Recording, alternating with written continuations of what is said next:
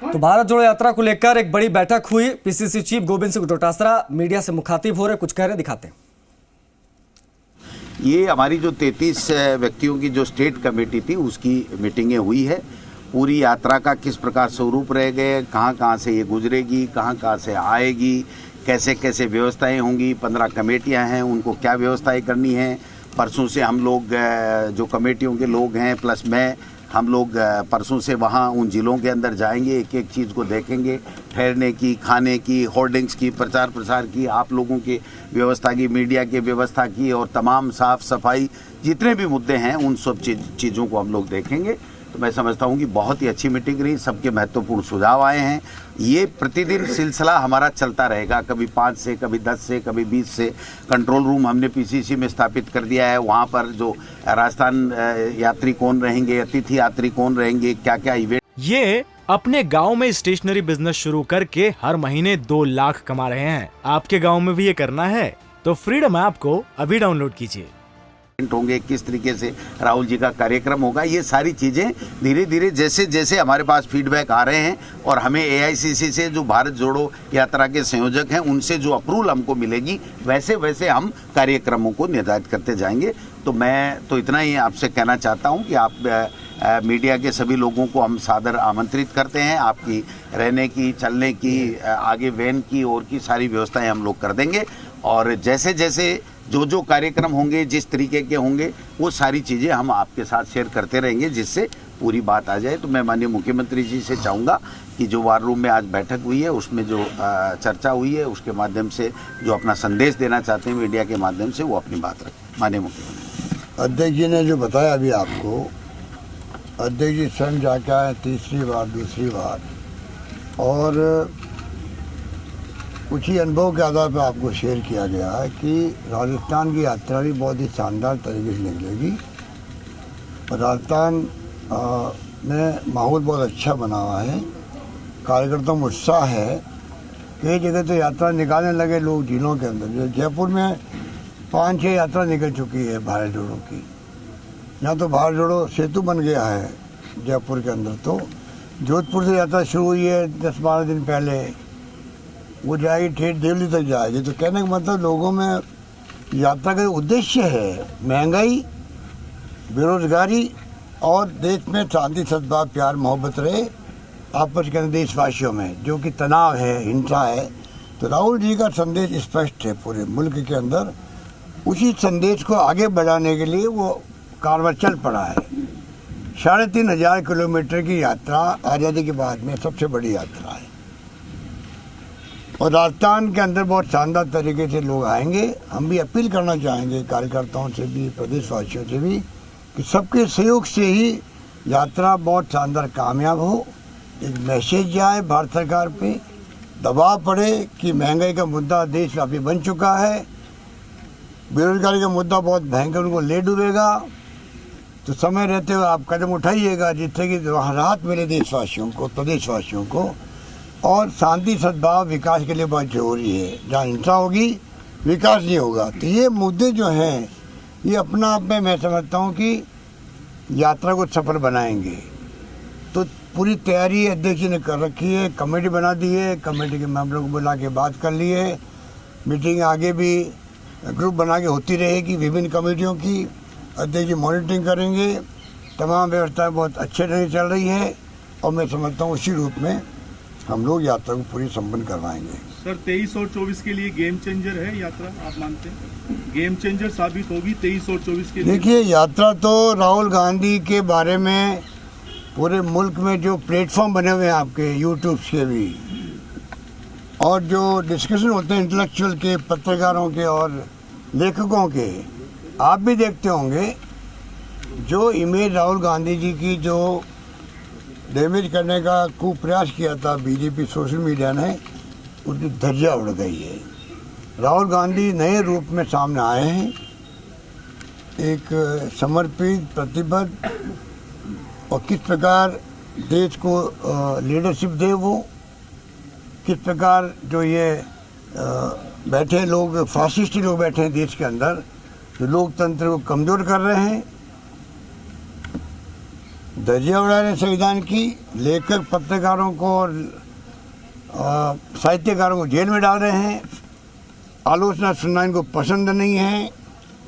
जो आलोचना करता है या असमझ व्यक्त करता है वो देशद्रोही है, इनकी नज़र के अंदर राष्ट्रद्रोही है। इससे बड़ा दुर्भाग्य क्या होगा कि 70 साल तक इस देश में लोकतंत्र काम रखा कांग्रेस ने। इंदिरा गांधी जी ने जान दे दी पर देश को एक रखा, अखंड रखा उस मुल्क के अंदर। राजीव गांधी शहीद हो गए, परंतु फिर भी ये बेशर्माई से जिस रूप में इनके राष्ट्रीय और राज्य नेता बोलते हैं, पूर्व प्रधानमंत्री के नाम ही नहीं लेते हैं। जो त्याग बलिदान कुर्बानियाँ करी है आज़ादी जंग के अंदर, वो तमाम फ्रीडम फाइटर का नाम गायब कर दिया गया है। ये क्या द्योतक है? ये द्योतक है फासिस्टी प्रवृत्ति का है, जो खतरनाक होती है, हिटलर की तरह होती है। इतने में कहना चाहूँगा कि ये यात्रा ने पूरे मुल्क को एक मैसेज दे दिया है और जनता उठ खड़ी हुई है। वक्त बताएगा किस प्रकार इनको जनता जवाब देती है वक्त आने पर। आज इनकी हालत गुजरात में खराब हो गई है। जो गुजरात के अंदर मोदी जी हर वीक क्यों जाते हैं वहाँ पर? हर वीक जा रहे हैं, 3 दौरे कर रहे हैं। अमित शाह जी ने कैम्प कर रखा है। तो जो खुद के स्टेट के अंदर प्रधानमंत्री जी की स्थिति ये है, तो आप सोच सकते हो कि देश में क्या होगी। तो तमाम तरीके से हम देखें, ऐतिहासिक निर्णय था AICC का। ये खाली कांग्रेस की यात्रा नहीं है, ये देशव्यापी यात्रा है, देश की यात्रा है। इसमें कोई भी एक्टिविस्ट जा सकता है, आप लोग जा सकते हो, पत्रकारी हैसियत से भी, और बगैर पत्रकारी हैसियत से भी जा सकते हैं पत्रकार, आप ज्वाइन कर सकते हो यात्रा को। इस प्रकार से तमाम लोगों को लेकर चल रही यात्रा चल रही है और इसीलिए लोग जुड़ते जा रहे हैं। एडवोकेट भी जुड़ रहे हैं, साहित्यकार जा रहे हैं, पत्रकार जा रहे हैं, एक्टिविस्ट जा रहे हैं। कल योगेंद्र यादव जी जयपुर के अंदर, यहाँ तमाम एक्टिविस्ट की मीटिंग हुई है जयपुर के अंदर भी, करीब 100 लोगों की, और सब में उत्साह था, हम भी ज्वाइन करना चाहेंगे यात्रा को। ये यात्रा उस एक संदेश देने वाली यात्रा है। सर, आपके शोषण के साथ ही मैं बात करना चाहूंगी कि ना तो DIPR अप्रूव्ड है, ना RNI अप्रूव्ड है। ऐसे लोगों को 10-10, 20-20 लाख के विज्ञापन दिए जा रहे हैं सर। तो शोषण को सर हमारे यहाँ से खत्म करें सबसे पहले हम। सबसे पहले शोषण। थैंक यू, नमस्कार। ओबीसी यात्रा का विरोध कर रहे हैं कि हम यात्रा का विरोध कर रहे हैं। यात्रा का विरोध कर रहे हैं कि यात्रा नहीं आने देंगे। कौन कह रहे हैं? विजय फैसला जो गुजरात के उनके जो समझौते हुए थे। यही तो खासियत है, ये तो लोकतंत्र है। हम संविधान को आधार बना के राज कर रहे हैं, शासन कर रहे हैं। तो किसी भी व्यक्ति को स्वतंत्रता को बोलने का हक है, वो बोल सकते हैं। हम उनकी कोई मांगे हैं, मान लीजिए कोई डिमांड है, उनका कोई सुझाव है, कौम के लिए है, वर्ग के लिए, तो हम उनकी सुनवाई करेंगे, उनके शिकायत को दूर करने का प्रयास करेंगे। बोलने का हक हम नहीं छीन सकते। बीजेपी RSS की विचारधारा है बोलने का हक छीनने का। सर, ओबीसी आरक्षण का जो मसला है, ओबीसी विसंगति वाला जो मसला है, समाधान निकल रहा है सर। आज शाम को कैबिनेट होनी, आज कैबिनेट हम पोस्टपोन किए हैं। आज हम लोग सब इस यात्रा में बिजी हो गए थे। कल मीटिंग होगी कैबिनेट की। देखिए, ओबीसी का मुद्दा ये जो है, ये कांग्रेस पार्टी के अध्यक्ष दोतासा जी ने सबसे बात कर रखी है, मुझसे बात भी कर रही है, मंत्रिमंडल में एक बार डिस्कशन भी होगा। ये भी तय होगा कि जो सब पक्ष हैं, क्योंकि अन्याय किसी के साथ नहीं होना चाहिए। पूर्व सैनिकों का हम सम्मान करते हैं। हमें गर्व है कि राजस्थान के अंदर सैनिक जो है, जो शहीद हो रहे हैं आज भी गांव-गांव के अंदर, ये शहीदों की धरती भी है।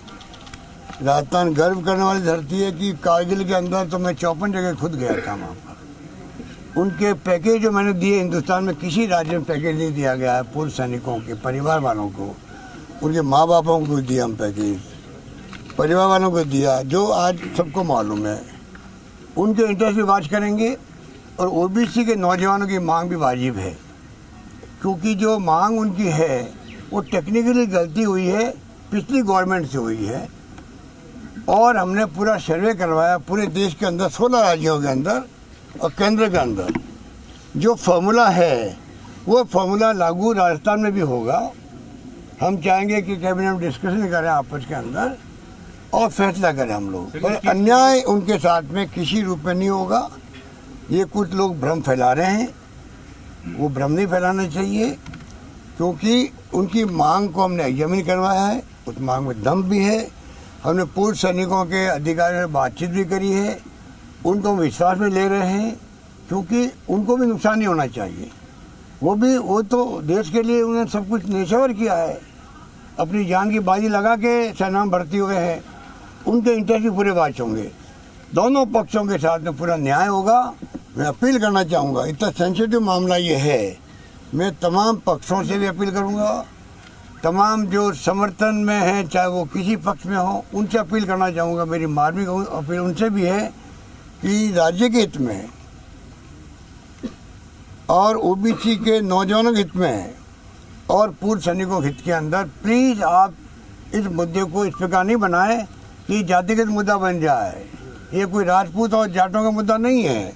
जो इस प्रकार की ध्वनि निकल रही है, मुझे दुख होता है कि 40 साल से मैं देख रहा हूँ, आज जाट हो, राजपूत हो, गुर्जर हो, मीना हो, कोई कम्युनिटी राजस्थान की हो, सबको हम नजदीक लाने का प्रयास किया कांग्रेस ने आज तक। जो पिछली बार में बना था मुख्यमंत्री, आपको याद होगा, तब हमने गुर्जरों को, मीणाओं का भी मैंने यहाँ मौन जुलूस निकलवाया था शांति के लिए, एकता के लिए। हमारी थीम वो रहती है। जाट राजपूतों का हम कॉलेज वक्त में 50 साल पहले सुनते थे कि झगड़े होते थे, आज कहाँ झगड़े होते हैं। उनमें आपस में संबंध है, आपस में भाईचारा है। वो टाइम चला गया, थोड़ा बहुत तो चलता रहता है जातियों में। राजपूत जात की बात छोड़ दीजिए, हर जाति वर्ग के अंदर थोड़ी बहुत मनमुटाव चलता है, परंतु इसका मतलब ये नहीं कि हम ऐसी कोई स्थिति पैदा कर दें और ज़्यादा दूरियां बढ़े। ये किसी भी व्यक्ति के लिए, संस्था के लिए उचित नहीं है। आप निश्चिंत रहो, सरकार निर्णय करेगी, सबके पक्ष में करेगी, उनको न्याय मिलेगा। सर 21 की जगह 27% भी करेंगे क्या सर? उसकी एफएसएल रिपोर्ट आ गई और उसमें ये कहा गया कि पूरी तरह भ्रष्टाचार उसमें हुआ था, यहाँ तक कि नट बोल्ट भी सब पुराने जंग लगे हुए लगाए गए। ये एफएसएल रिपोर्ट में कहा है। देखिए, यही तो हमारी शिकायत है। मैं कल ही आया हूँ गुजरात से। आप बताइए, एक हादसा हुआ, 135 लोग मारे गए। मिस्टर मल्लिकार्जुन खड़गे जी ने कहा, जो हमारे अध्यक्ष बने, मुझे भी उन्होंने कहा, राहुल गांधी ने मैसेज दिया, आप जाइए वहाँ पर, दौरा कीजिए, परंतु हम इमीडिएटली आरोप नहीं लगाएं किसी पे भी।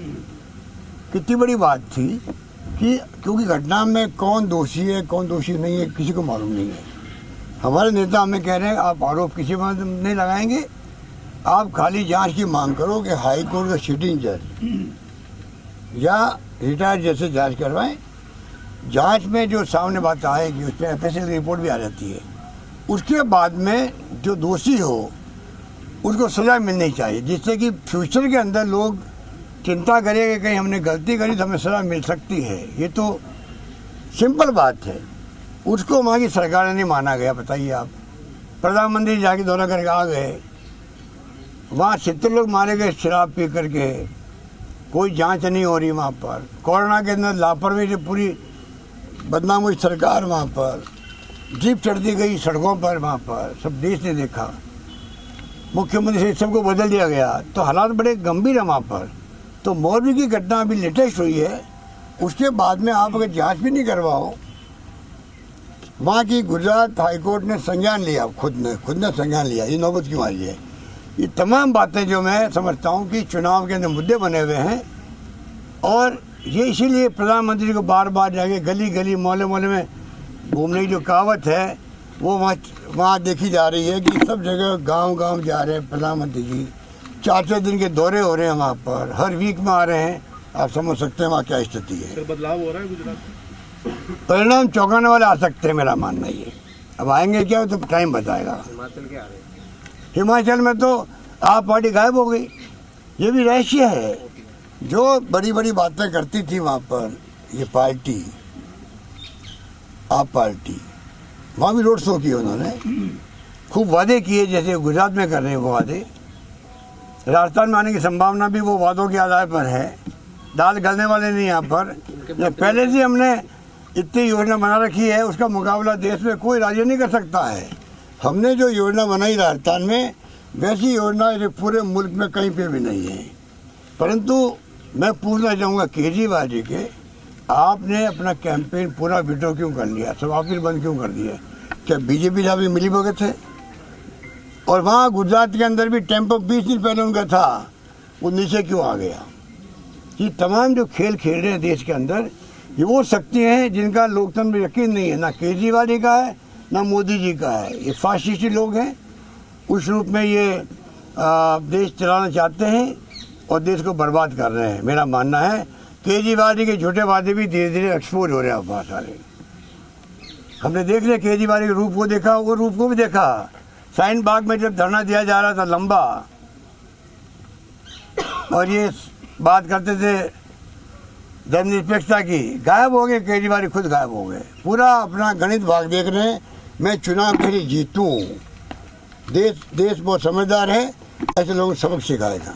सर राहुल गांधी जी की जो यात्रा निकल रही, क्या राजस्थान कांग्रेस की तरफ से जिन राज्यों में यात्रा नहीं पहुंच पाई, वहां के कुछ बड़े नेताओं को भी बुलाया जाएगा भाग लेने के लिए? एक बात मैं स्पष्ट कर दूं, ये मांग गुजरात में ही उठी थी कि चुनाव में गुजरात में क्यों नहीं आए, हिमाचल क्यों नहीं गए। एक देखिए, यात्रा इस देश के अंदर हमारे संस्कार में, संस्कृति में, परंपराओं में जो यात्री होता है, पदयात्री, उसका सम्मान करता समाज, ये सदियों से है। यहाँ पे भी यही हुआ कि एक यात्रा का मार्ग बन गया, पर संदेश जो होता है यात्रा का, वो पूरे मुल्क के लिए होता है। आज राहुल गांधी की जो यात्रा है, उनका जो संदेश मैंने बताया, बेरोजगारी, महंगाई और जो हिंसा नहीं होनी चाहिए, सब लोग प्यार मोहब्बत से रहें, भाईचारे से रहें, हमारी कोई दुश्मनी नहीं है, लड़ाई हमारी विचारधारा की जो उनकी थीम है, ये संदेश पूरे मुल्क के अंदर जिन राज्यों में यात्रा नहीं गई है, इंक्लूडिंग गुजरात, हिमाचल, वहाँ के गाँव में और हर घर में पहुँच चुका है कि राहुल गांधी की यात्रा काय के लिए है। तो जरूरी नहीं कि राहुल गांधी सब जगह जा सकें। जहाँ तक बुलाने का सवाल है, अध्यक्ष जी सबको बुलाएंगे, जो उनको जिनको शूट करेगा वो आएंगे यहाँ पर। और मैं समझता हूँ कि एक मैसेज आएगा यहाँ पर, चाहे पब्लिक मीटिंग हमारी हो अलवर के अंदर और चाहे पूरी यात्रा हो। आप देखेंगे, आप सबको इनवाइट किया अध्यक्ष जी ने। हम चाहेंगे कि आप अपने संपादकों से बात कर लीजिए, अध्यक्ष जी के निमंत्रण को स्वीकार करने के लिए उनसे आग्रह कर लीजिए। हम चाहेंगे कि राजस्थान का मीडिया, खाली दिल्ली का नहीं, राजस्थान का मीडिया भी ये पूरे शानदार यात्रा को खुद साक्षी बने। धन्यवाद। सर, नया प्रभारी मिल रहा है क्या राजस्थान को? तो सीएम गहलोत बैठक में मौजूद रहे, उसके बाद में बैठक से निकलकर मीडिया से मुखातिब हुए और तमाम प्रश्नों का जवाब यहां पर दिया मुख्यमंत्री गहलोत ने। भारत जोड़ो यात्रा को लेकर ये बैठक हो रही थी और जो प्रदेश स्तरीय कमेटी बनाई गई थी, वो उस कमेटी के तमाम लोग इस बैठक में शामिल हुए थे। सचिन पायलट भी इस बैठक में थे, साथ ही साथ में मुख्यमंत्री शकुंतला रावत और तमाम बड़े नाम, पीसीसी चीफ गोविंद सिंह डोटासरा को भी आपने सुना। उन्होंने पूरी रूपरेखा बताई, पूरा ब्लूप्रिंट बताया कि किस तरीके से भारत जोड़ो यात्रा ये निकलेगी और क्या क्या तैयारियां इसके लिए की गई हैं। और उसके बाद मीडिया से मुखातिब हुए खुद मुख्यमंत्री अशोक गहलोत, उन्होंने भी तमाम तैयारियों के बारे में बात की। गुजरात चुनाव को भी जिक्र किया, हिमाचल चुनाव का भी जिक्र किया मुख्यमंत्री अशोक गहलोत ने।